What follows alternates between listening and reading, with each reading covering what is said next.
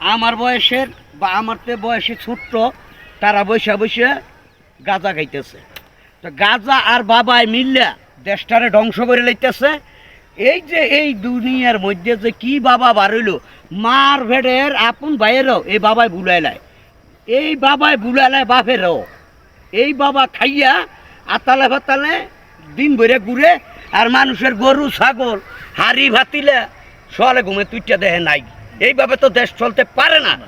খাও নেশা বালা কথা, আতালে বাতালে দৌড়ে লাভ নাই। নেশার জায়গাত নেশা খাইয়া হেন উঠে বইরে, তাও মানুষের ক্ষতি করো না। মানুষরে অনেক ক্ষতি করতেছো তোমরা যারা বাবা খাও, যারা গাঁজা খাও, যারা মাঝে মধ্যে বোনর বাংলা মদ খাও।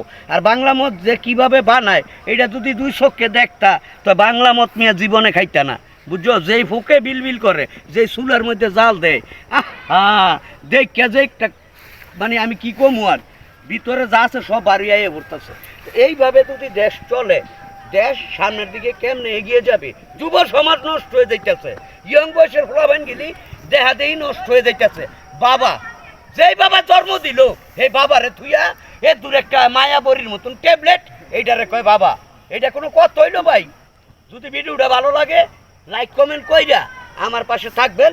এই যে দেখেন এরকম একটা পোলা, ইয়ং বয়সের পোলা, তার স্বাস্থ্য চেহারা সুন্দর থাকার কথা, তারও নষ্ট করে লাগছে। তার বন্ধু বান্ধব সঙ্গ দোষে ফাত হয়ে যাইতেছে গা। কথা ঠিক নেই? হ্যাঁ, রাইট। সঙ্গ দোষে নষ্ট হয়ে যাইতেছে গা। যদি ভিডিও ভালো লাগে আমার পাশে থাকবেন।